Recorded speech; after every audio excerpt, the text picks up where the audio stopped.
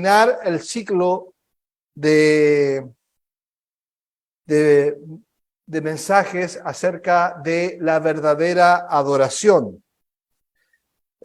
Lo comenzamos hace ya con la semana de día, hace 3 semanas. Estoy dando todos los meses una nueva serie y esta serie se llama La verdadera adoración. El próximo mes, para que se vayan preparando, vamos a ver una serie también de adoración, pero de adoración pública, de cuáles son las razones para adorar públicamente según la Escritura. ¿Por qué la liturgia es la liturgia? ¿Y qué importancia tiene la liturgia dentro de nuestro culto racional? Ahora, estamos viendo la verdadera adoración no pública, sino en nuestra vida. Amén. Y para eso estuvimos viendo un texto que es Romanos 11:33 hasta Romanos 12:2. No lo voy a leer hoy día, pero es el texto áureo. Y hoy día estamos concluyendo esta serie de exposiciones bíblicas con el tema verdadera adoración.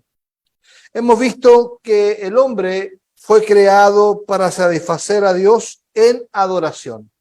Amén. El hombre fue creado por Dios, como dice su palabra, para la alabanza de su gloria, para satisfacer a Dios.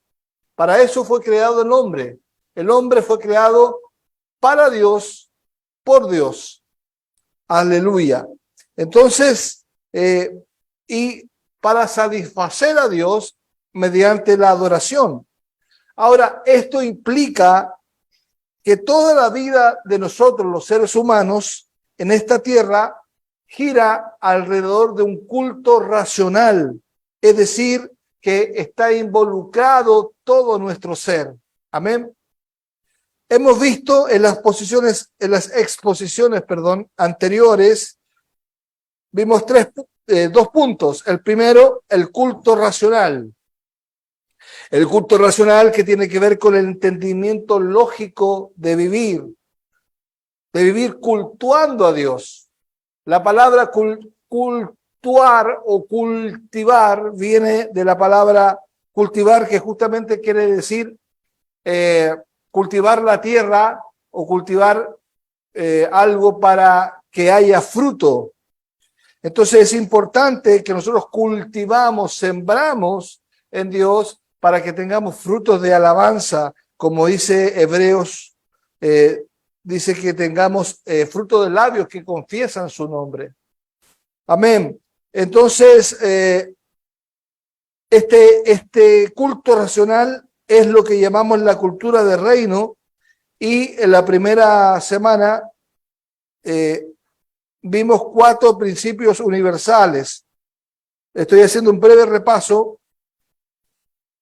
Vimos el principio teocrático, que habla que Dios es todo. El principio cosmológico, que todo es Dios. El principio jurídico moralista, que Dios es bueno. Y el principio escatológico, que Dios es mi todo. Eso lo vimos.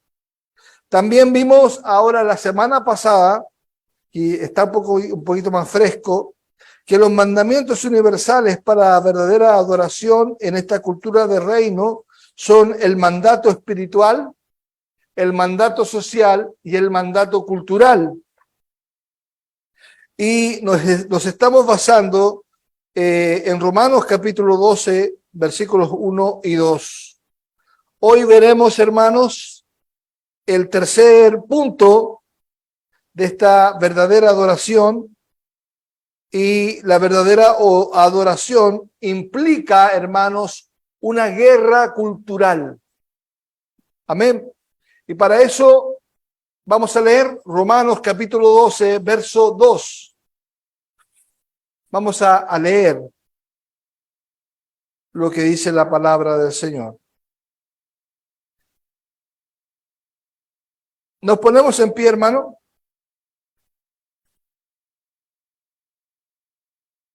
Y lo leemos en voz alta todos juntos a la cuenta de 3. 1, 2 y 3. No os conforméis a este siglo, sino transformaos por medio de la renovación de vuestro entendimiento, para que comprobéis cuál sea la buena voluntad de Dios, agradable y perfecta. Amado Señor, gracias por tu palabra, que ella nos enseña la importancia, Señor, de entender que somos hijos redimidos, regenerados por Dios, y que nos manda, Señor, a no conformarnos al mundo, a no seguir al mundo, sino que nos mandas a transformarnos por medio de la renovación de nuestro entendimiento. Te pido, Señor, que este día tu palabra pueda abrirnos la mente, abrirnos las emociones, los sentimientos y abrirnos a tu voluntad, para que no solamente la tengamos tu palabra en forma intelectual, sino que pueda ser práctica para nosotros. En el nombre de Jesús, amén y amén. Tome su asiento, hermanos. Gloria a Dios.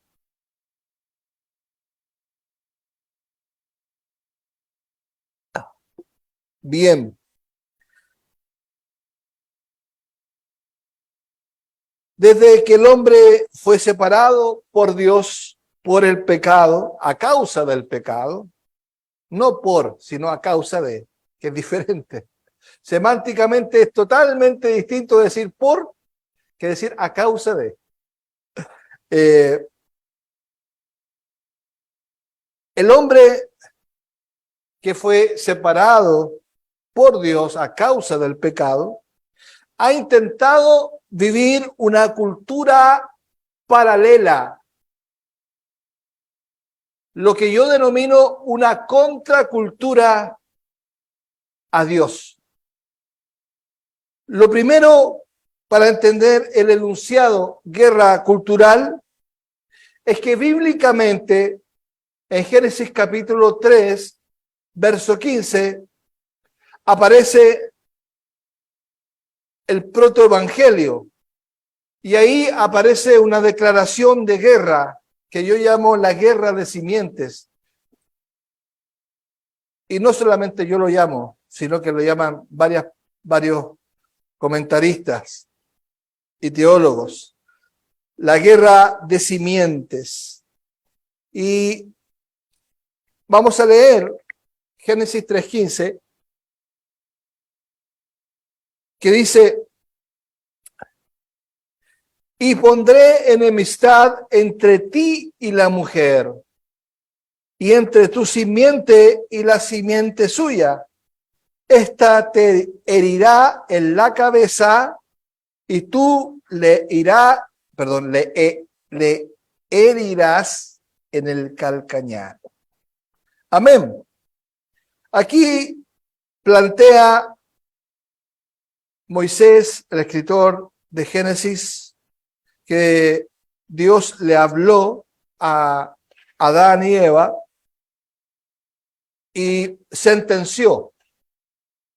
Y la sentencia fue que pondré enemistad entre ti y la mujer. Perdón, le habló a la serpiente. Y le dijo, le pondré enemistad entre ti, la simiente de la serpiente, y entre ti, la simiente, y entre ella, la simiente de la mujer. Ahora, esto es importante, hermanos.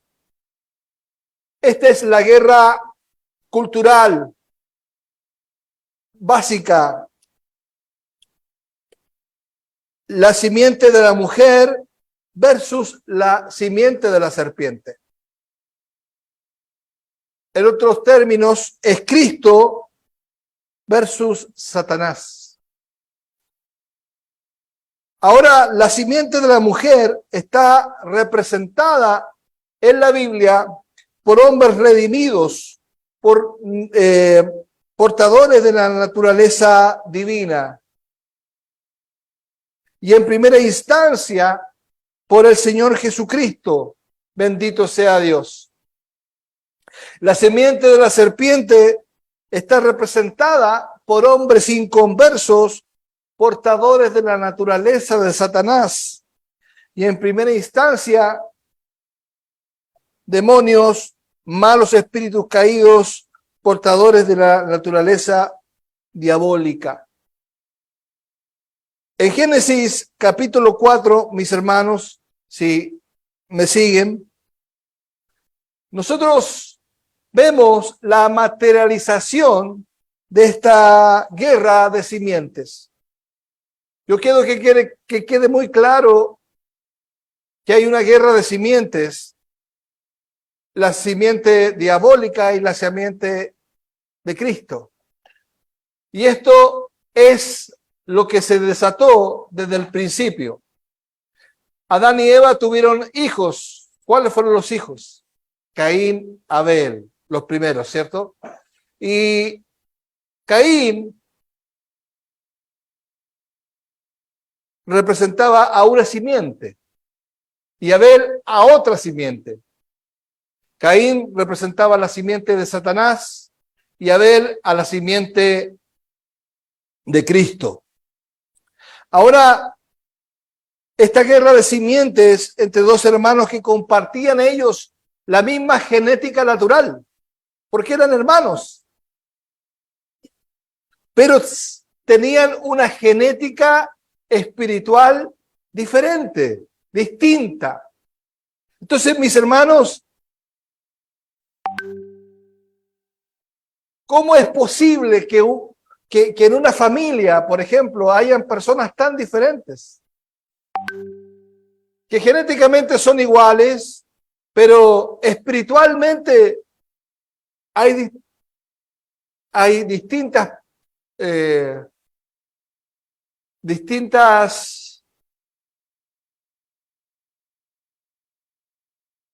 ¿cómo es? Y eso es, distintas inclinaciones. Gracias, Pedro. Distintas inclinaciones, muy distintas. Por ejemplo, en mi familia, hermanos, somos 8 hermanos, y el único que sirve a Cristo soy yo. Yo creo que en tu familia también pasa lo mismo, ¿cierto? También sucede lo mismo.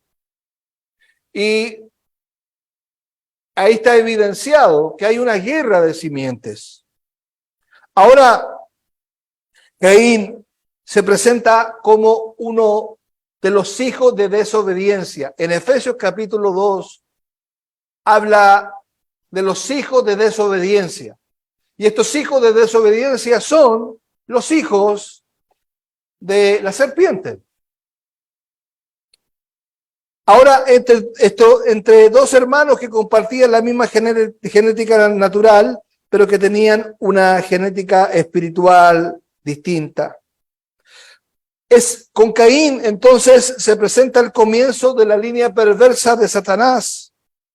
El diablo comienza a hacer la guerra contra los primeros santos a través de su simiente. ¿La simiente de quién? De Caín y su descendencia. Vamos a Génesis capítulo 4, leamos del verso 16 al 18.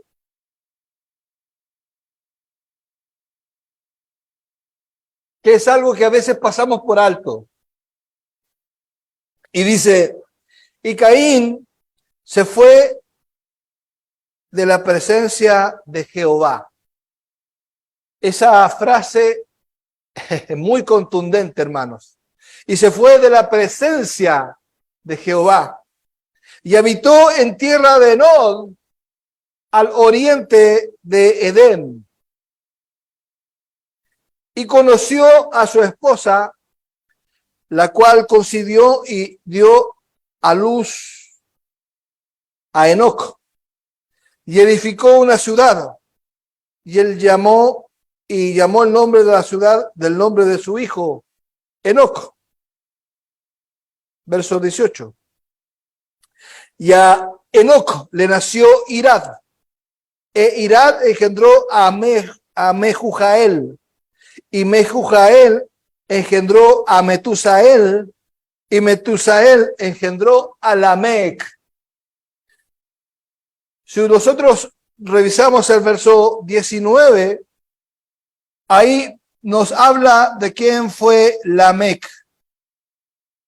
Lamec dice, tomó para sí 2 mujeres, el nombre de una fue Ada y el nombre de la otra fue Sila. Bien, bueno, Lamec figura como el primer polígamo, la primera persona que tuvo más de una esposa. Y la Biblia aquí está hablando de que este hombre que era polígamo tenía una vida perversa. Después usted puede leer versos 18, 19, 20. Y uno empieza a ver allí cómo la simiente de Satanás empieza a deformarse y a distorsionarse cada vez más. Ahora, esta descendencia de Caín se fortaleció en el odio hacia la simiente de la mujer, la simiente de la promesa, la simiente del Mesías, la simiente de Cristo. Ahora, estamos hablando de una guerra cultural, que es una guerra de 2 culturas, de 2 simientes. La Escritura evidencia la historia, la Escritura evidencia en la historia esta guerra cultural. Y me llama la atención Génesis capítulo 11, vaya conmigo, en que aparece ahí que se construyó una contracultura, una cultura totalmente anti Dios. Y aquí la Biblia nos habla en Génesis capítulo 11 acerca de la Torre de Babel. Y vamos a leer hasta el versículo 9. Dice, tenía entonces toda la tierra una sola lengua y unas mismas palabras. Y aconteció que cuando salieron de oriente hallaron una llanura en la tierra de Sinar y se establecieron allí. Y se dijeron unos a otros, vamos, hagamos ladrillo y cosámoslo con fuego. Y les sirvió el ladrillo en lugar de piedra y el asfalto en lugar de mezcla. Y dijeron, mire lo que dijeron, vamos, edifiquémonos una ciudad y una torre cuya cúspide llegue al cielo. Y hagámonos un nombre por si fuéramos esparcidos sobre la faz de toda la tierra. Y descendió Jehová para ver la ciudad y la torre que edificaban los hijos de los hombres.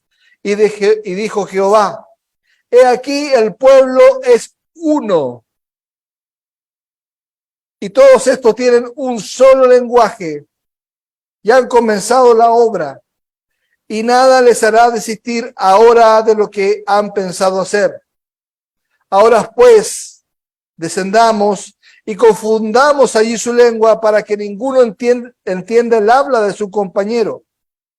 Así los esparció Jehová desde allí sobre la faz de la tierra y dejaron de edificar la ciudad. Por esto fue llamado el nombre de ella Babel, porque allí confundió Jehová el lenguaje de toda la tierra y desde allí los esparció sobre la faz de la tierra. Amén. Los hombres hemos sido creados a la imagen de Dios y hemos sido creados para adorar a Dios. Ahora, a causa de la corrupción total, se volvieron a sí mismos y crearon formas de adoración fuera de la palabra de Dios. A esto nosotros le llamamos, y la Biblia le llama idolatría. Toda forma de adoración fuera de la Biblia es idolatría. La idolatría es un sistema cultural, hermanos. Es un sistema cultural. Donde quiera que vayas, a cualquier parte del mundo, la cultura responde a la adoración de una supuesta deidad. Por ejemplo, uno va a México y uno ve que toda la cultura rige en torno a una deidad.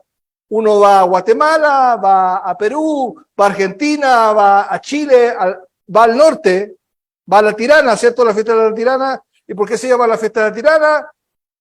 Porque hay una supuesta deidad, un supuesto demonio en el fondo. Entonces, la cultura responde a una adoración, en el fondo. La cultura que usted me muestre, la cultura egipcia, adoración. La cultura que está tan de moda en la vikinga, tiene sus dioses. Yo le pregunto el nombre del dios vikingo y usted me va a decir qué es. ¿Ve? Se lo sabe de memoria. Entonces, sucede eso, hermanos.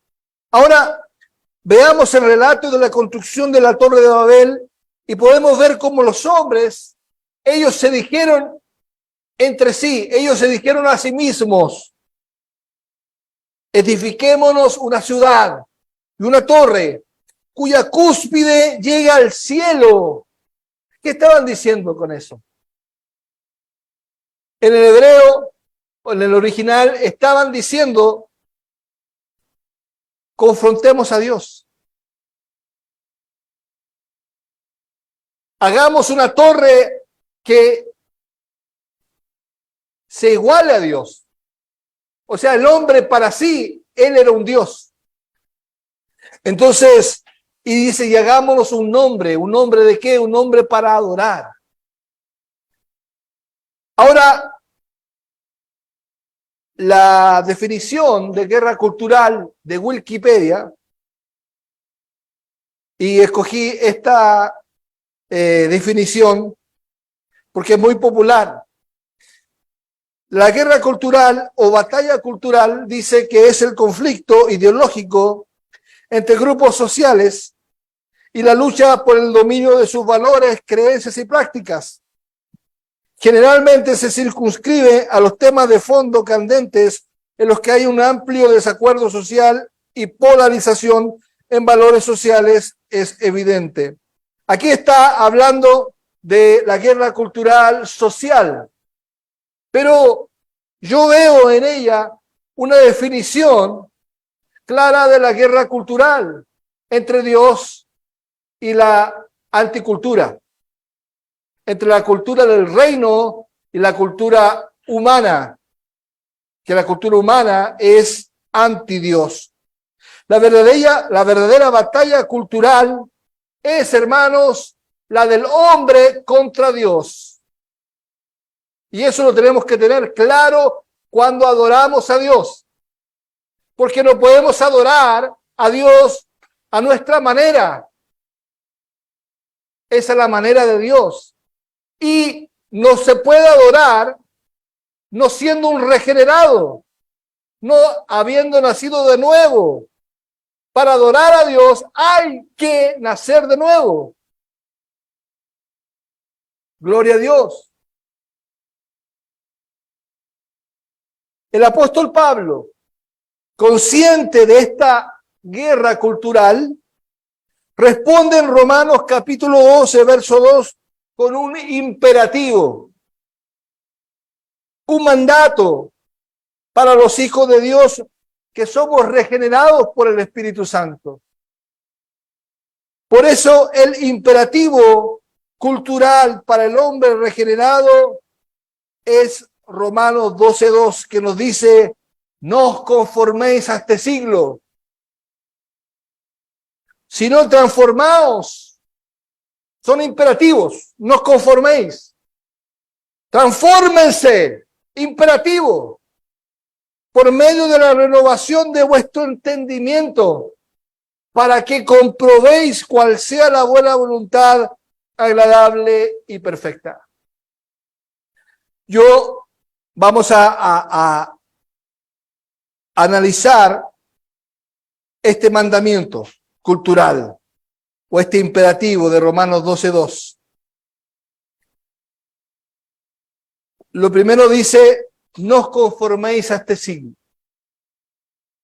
Yo hice un análisis gramatical que no lo voy a explicar aquí porque sería muy técnico, pero si alguien lo quiere, me lo puede pedir y yo se lo paso. Ahora sí, de este análisis yo saqué una aplicación y es lo que quiero compartir con ustedes.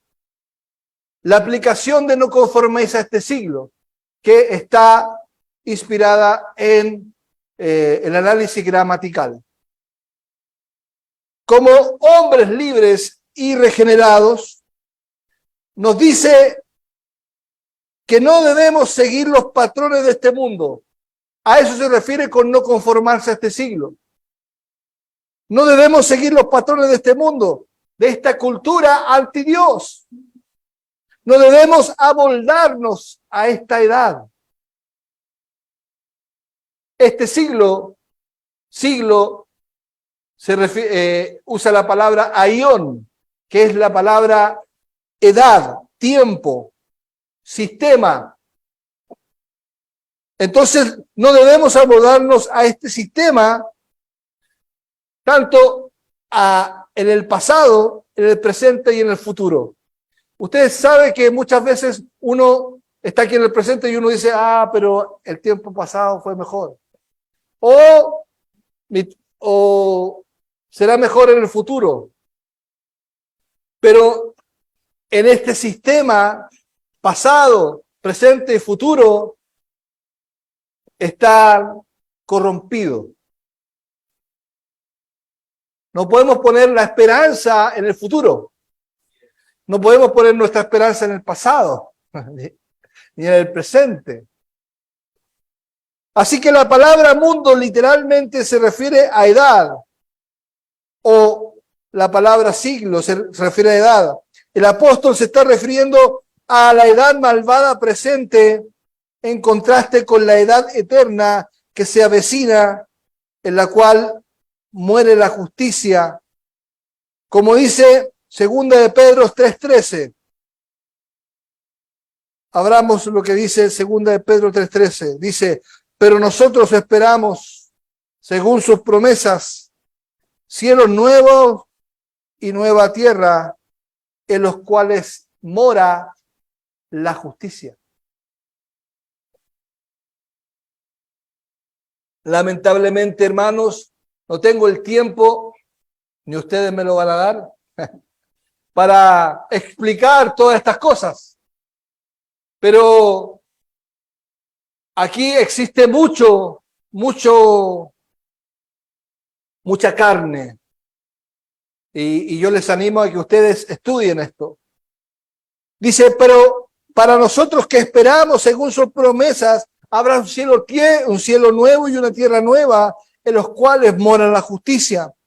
El apóstol Pablo en Gálatas 1:4 y 5 nos dice, Gálatas 1:4 y 5 nos dice, el cual se dio a sí mismo por nuestros pecados para librarnos del presente siglo malo.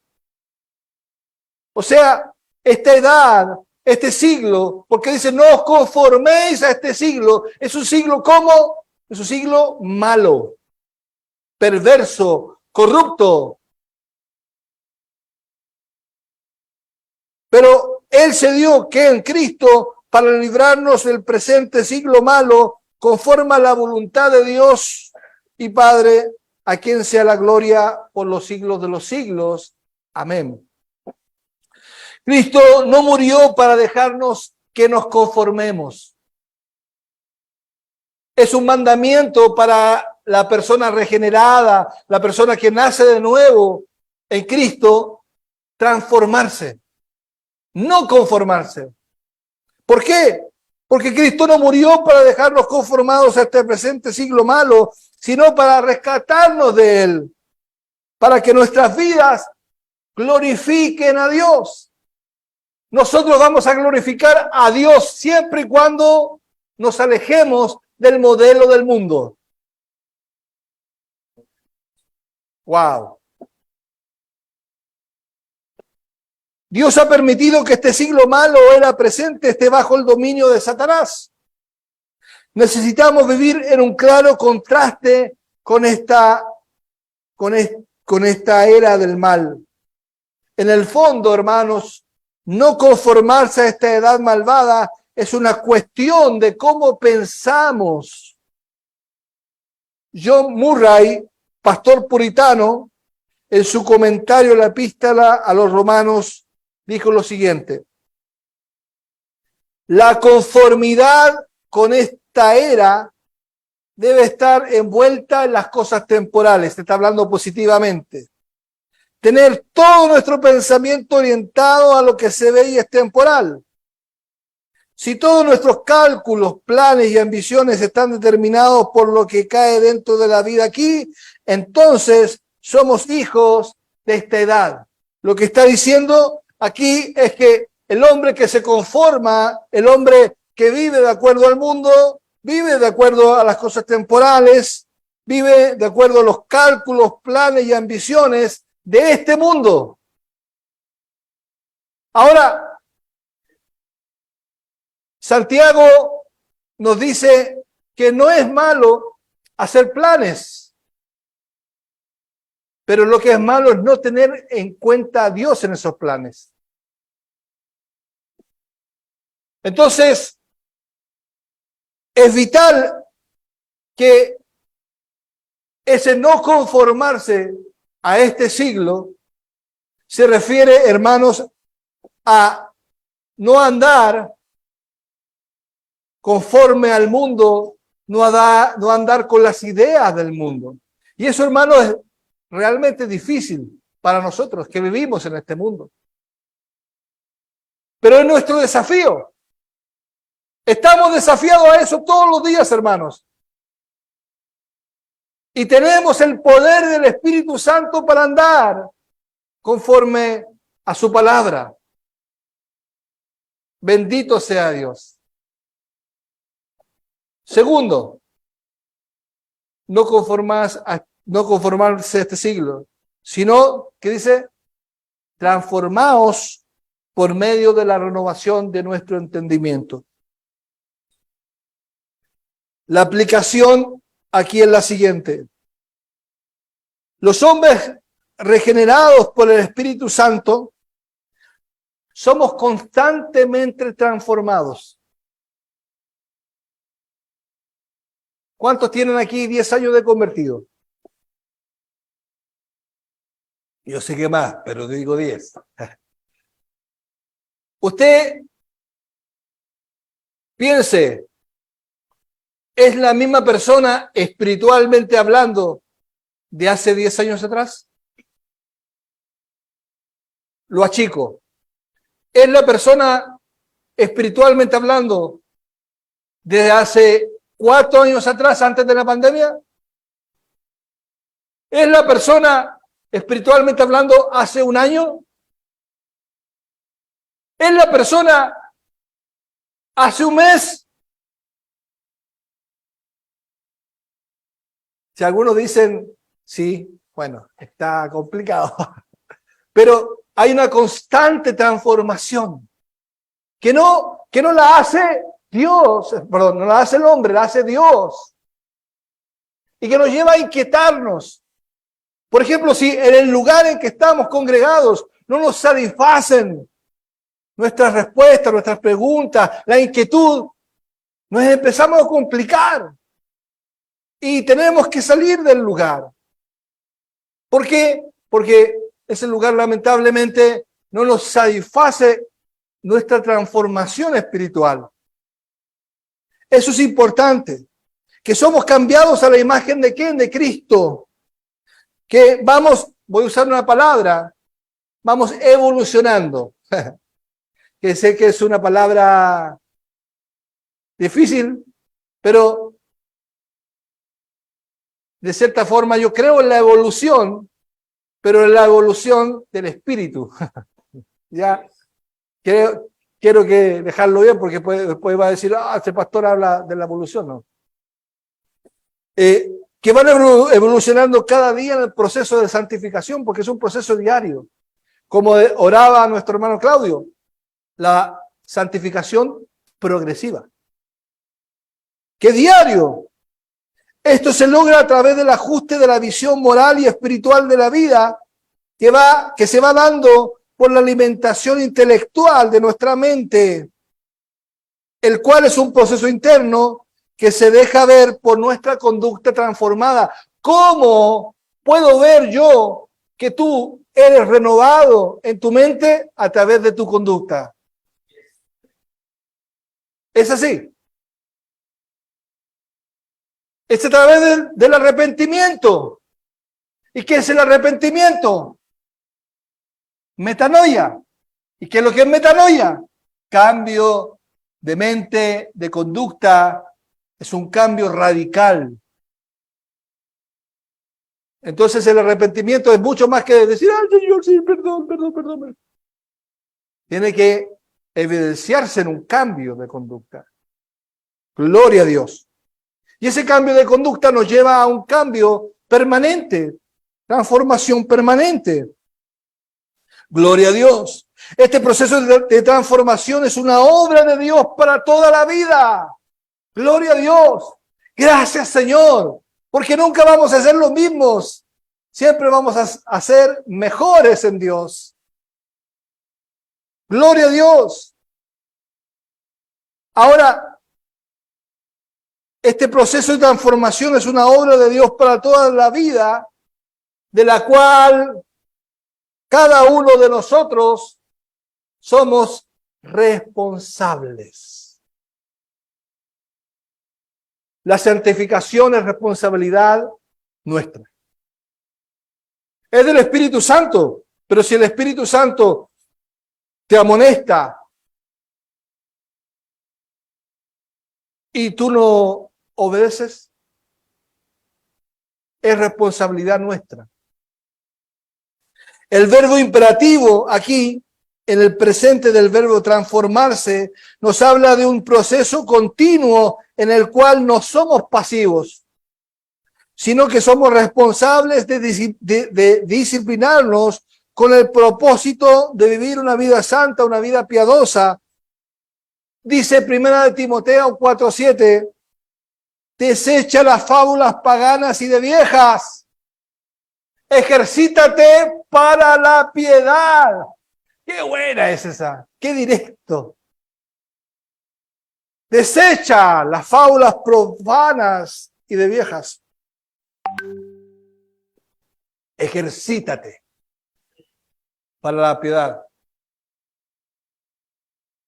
El medio de nuestra transformación, hermanos, porque aquí habla, sino transformados por medio de la renovación de nuestras mentes. Eso es una realidad en el ser humano que actúa como piensa. Hermanos, nosotros actuamos según lo que pensamos. Si tú estás en el culto aquí adorando al Señor y sales a la calle y actúas de forma diferente a lo que adoraste, es porque tu pensamiento no está íntegramente en el Señor. Ahora, esto es una realidad en el ser humano que actúa como piensa. Todo pecado y toda obediencia comienza en nuestra mente. Es como dijo Claudio, Mateo 15, ¿cierto? Que dice, Mateo 15 dice que todo lo que contamina al hombre del interior, de su mente, sale todo, los homicidios, las borracheras, todo. Ah, pero ¿cómo si la borrachera, para emborracharme necesito introducir un líquido, ¿cierto? Pero ¿cómo sale la borrachera? Es que la borrachera en el fondo es una disposición del corazón. Porque el problema no es el alcohol, el problema soy yo. El problema no es la marihuana, El problema soy yo. El problema no es la mujer desnuda. El problema soy yo. El problema es mi corazón. Nuestro corazón. ¿Cómo pensamos acerca de Dios, hermano? Es inmensamente importante. La fuente principal para cambiar nuestro pensamiento, ¿cuál es? La palabra de Dios. Es la fuente principal. Debemos llegar a conocer a Dios tal como se ha revelado en su palabra. Y ese es nuestro objetivo, hermanos.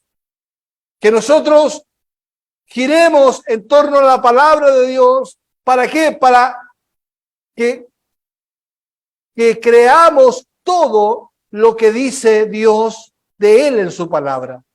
No lo que dice el filósofo tal o el teólogo tal o cual, sino lo que dice Él en su palabra. Satanás siempre está tratando de distorsionar nuestra visión de Dios. Siempre Satanás, hermano. Desde el principio, desde Génesis capítulo 3, que está tratando de distorsionar la visión de Dios. Llevó a Eva a pecar difamando la bondad de Dios y arrojando dudas que cumplía con su castigo amenazado. ¿Usted se acuerda que dijo Dios que en el capítulo 2 que ciertamente moriría si comería del árbol del bien y del mal? ¿Del fruto del árbol? Entonces, ¿qué fue lo que primero dijo? Con que Dios te dijo. No, no es tan así. No es tan así. Sembró dudas. La duda viene, y es bueno que vengan las dudas, pero la duda yo la tengo que llevar a la palabra de Dios. Como cristiano regenerado, tengo que amar el libro, amar la palabra de Dios. Y tengo que introducir mi mente en la palabra de Dios y decir, a ver, este pensamiento, esta duda que vino de afuera, ¿qué Dios dice al respecto? Y eso te hace un dependiente con las Escrituras cada día. Bendito sea Dios. Hermanos, no es una moda el leer las Escrituras. Es un estilo de vida que cambia tu vida. Además, se debe llegar a conocer nuestra propia propensión al pecado, como se revela en la palabra de Dios. Aquí hay una doble. Primero, por un lado, que uno conoce a Dios y uno se conoce a sí mismo.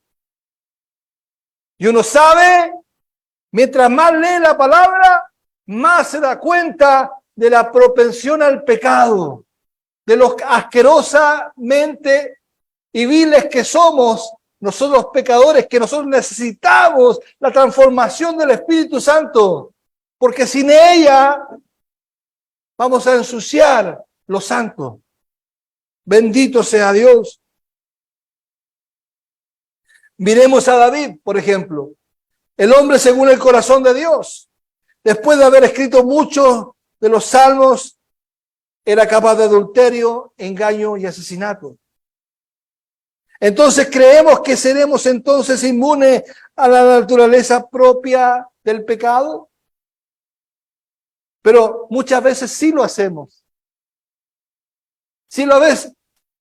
Es típico que uno dice, para sí mismo dice, no, si yo me la puedo. No, si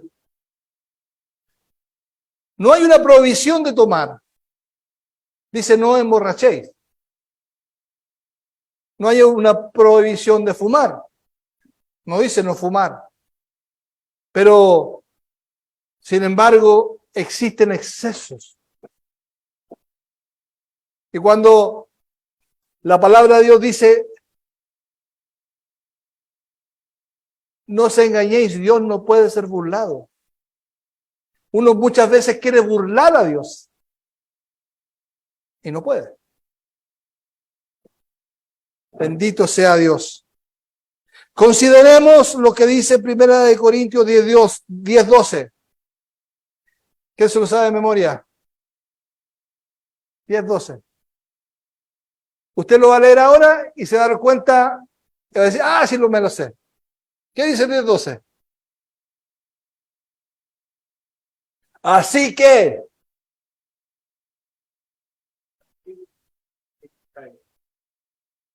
¿lo sabemos de memoria? Sí, lo sabemos de memoria. Tipo, hay una vocecita ahí que nos va repitiendo cada día. El que piensa estar firme, mire que no caiga. Por lo menos conmigo esa vocecita está siempre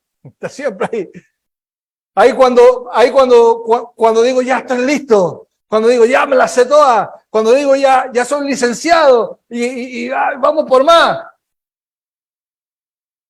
Sale la vocecita que dice, el que piensa estar firme, mire que no caiga. Esa vocecita es del Espíritu Santo.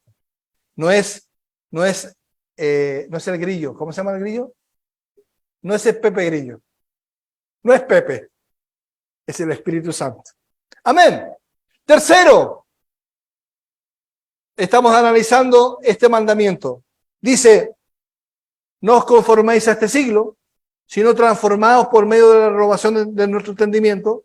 Y tercero dice, para que comprobéis cuál sea la buena voluntad de Dios, agradable y perfecta. Aquí continuamos con nuestro análisis gramatical y arrojó lo siguiente. El resultado de la transformación es que probaremos en la práctica la buena voluntad aceptable y perfecta de Dios. ¿Qué es lo que está diciendo aquí? Comprobéis cuál sea la buena voluntad. Está diciendo que tú vas a probar en la práctica si la voluntad de Dios es buena, es agradable y es perfecta. Ahora, Pablo en esta oportunidad describe cuál es el resultado después de ser renovado en tu mente. Nosotros diariamente, cuando nos exponemos a la palabra de Dios a través de un devocional, a través de una lectura bíblica o a través de escuchar la palabra, sucede una renovación. ¿Y cuál es el resultado de esa renovación en la mente? Es que somos llamados a demostrar en la práctica cuál es la voluntad de Dios. Es decir, es probar en la práctica la voluntad de Dios, es experimentarla, vivirla, es discernir, es aprobar mediante las pruebas. ¿Qué quiere decir? Pastor, no escuché bien. Las pruebas de mi vida ¿me sirven para algo? Absolutamente sí. Tus pruebas, Héctor, tus pruebas, Isabel, tus pruebas, Mario, conforme a cómo yo las recibo, van comprobando la perfección, la bondad de Dios. Aprobar la voluntad de Dios significa comprender y estar de acuerdo con lo que Dios quiere de nosotros, en fin de ponerlo en práctica. ¿Qué quiere decir? Quiere decir que la prueba de tu enfermedad, claro, el Señor la puede sanar, pero el Señor también quiere enseñarte a través de eso. Dios quiere enseñarte la paciencia, la espera. ¿Para qué? Para que seas a la imagen de Cristo, a la imagen de un varón perfecto. Y Dios va a usar todo. Los regenerados, los nacidos de nuevo, agradamos a Dios a través de la fe. Dice Hebreos 11:6, que sin fe es imposible agradar a Dios. Esta fe no es nuestra, hermanos. Es la fe de Dios que ha sido dada por su Hijo Jesús.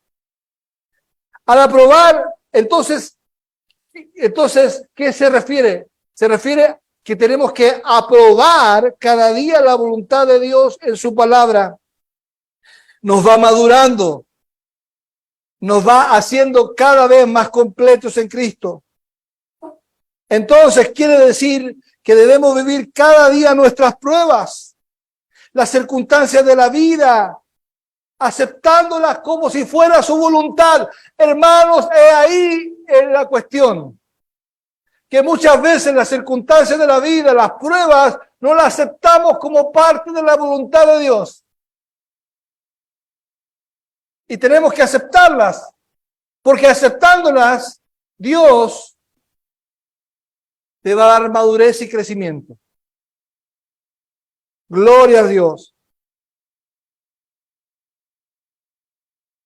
Quiere decir que debemos vivir cada día nuestras pruebas, las circunstancias de la vida, aceptándolas como su voluntad, ya que en sus procesos se nos permite madurar y cada día vivir para la gloria de Dios. Cuando uno acepta las pruebas de la vida, uno está comprobando que Dios, a pesar de la situación difícil, Dios es fiel. Dios es el Dios de la tormenta. En la tormenta Dios es Dios. Dios está en medio de la barca que está azotada por las olas.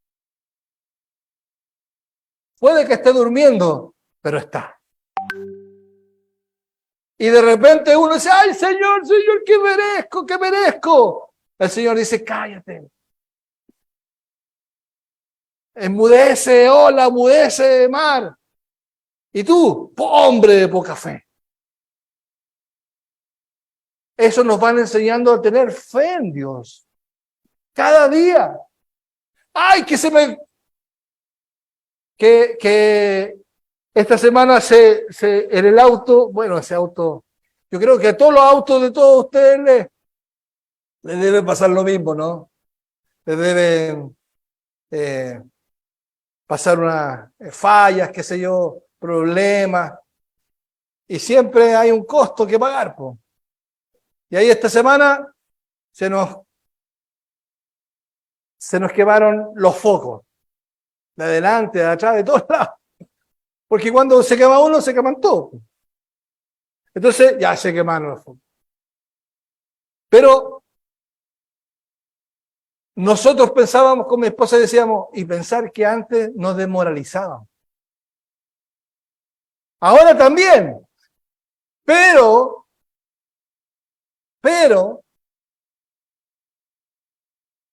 hay un entendimiento mayor. Porque siempre está la tendencia a decir, no voy a ir al culto porque no tengo las luces del auto, aunque es de día, pero igual, no tengo las luces, porque pueden parar carabineros, así que no. Mis hermanos, la voluntad de Dios es buena. La voluntad de Dios es agradable, es perfecta. Es buena porque se refiere a la moral o santidad. También es buena para nosotros porque el pecado siempre nos daña, mientras que la santidad siempre nos restaura y nos bendice. Es aceptable, que significa principalmente que es agradable a Dios, que deben probar en la práctica lo que agrada a Dios. Y esto, hermanos, es continuo, es un verbo continuo, es continuamente.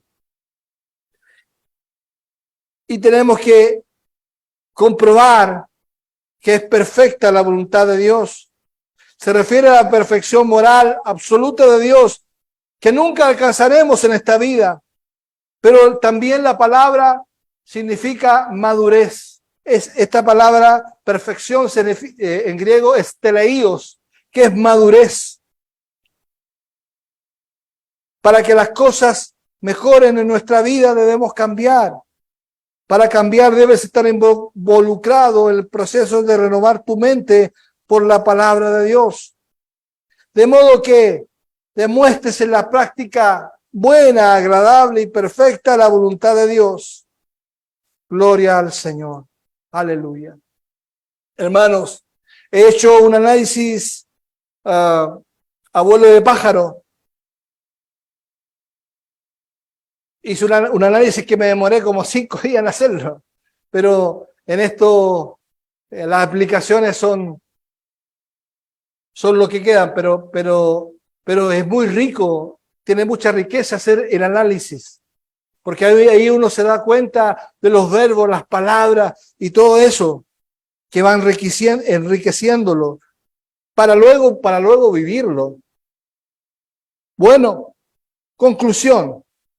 En este día del Señor, meditemos en lo que significa vivir para la gloria de Dios y descubramos las profundidades de sus riquezas que nos llevarán a experimentar la voluntad de Dios, que es buena, agradable y perfecta.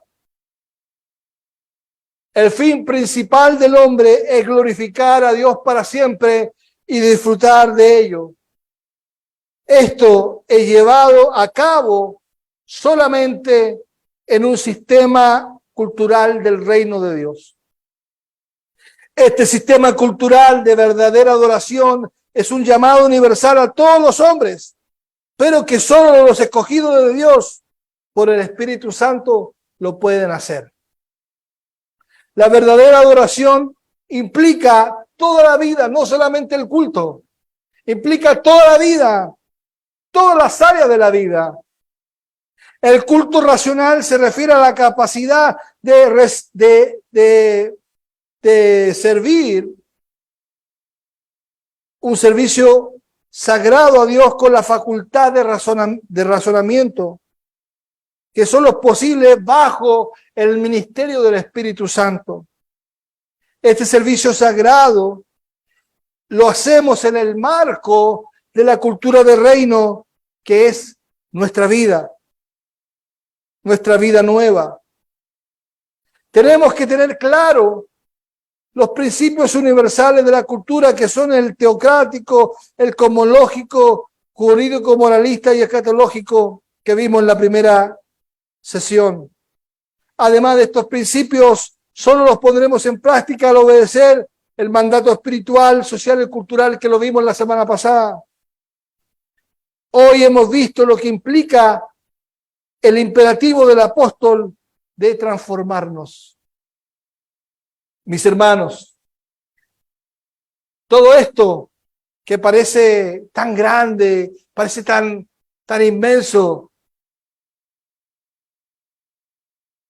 dice Romanos 12:1. Rueguen a Dios. Roguemos.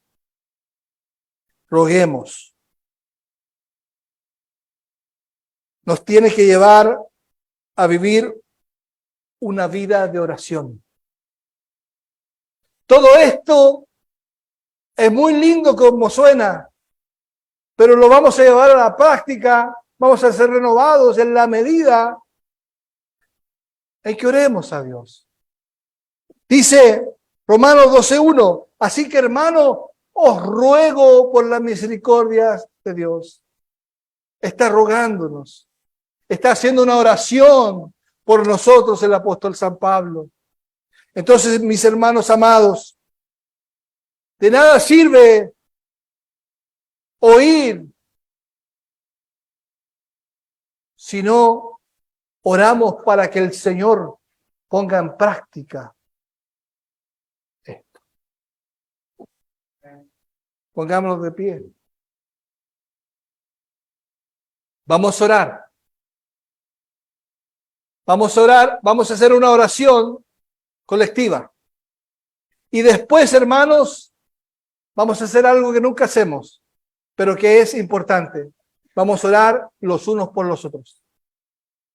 Y después cantaremos el himno y seguiremos el culto. Amén. Padre celestial, en el nombre de tu Hijo Jesús, te damos gracias. Gracias porque en estas 3 sesiones, estas 3 últimas semanas, nos has enseñado un poquito de lo que es la verdadera adoración, que es adorarte en espíritu y en verdad. Adorarte por medio de tu palabra pero no adorarte, Señor,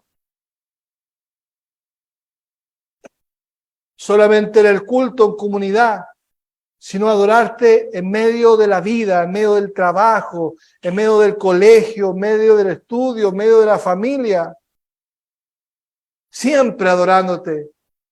Y es necesario que comprendamos y nos hagamos que hay una cultura que tú creaste, que es la cultura del reino de Dios. Gracias, Señor.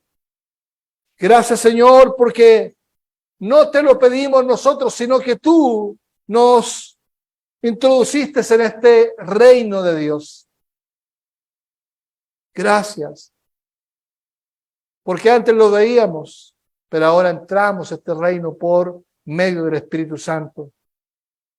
Señor, te pedimos que nos transformes. Te rogamos, Señor, que nos transformes por medio de la renovación de nuestro entendimiento, para que comprobemos cuál sea la buena voluntad de Dios, que es agradable, perfecta y buena. Para que, Señor, soportando las pruebas diarias de la vida, podamos aprobar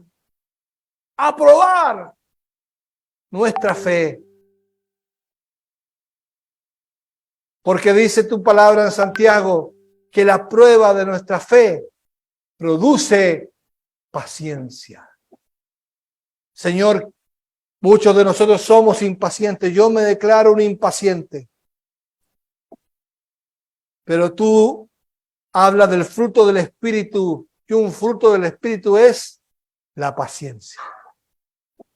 Haz que esta paciencia, que esta espera en tu voluntad nos vaya transformando. En el nombre de Jesús. Amén y amén. Ahora, hermanos, quisiera que oráramos unos por otros. Ahí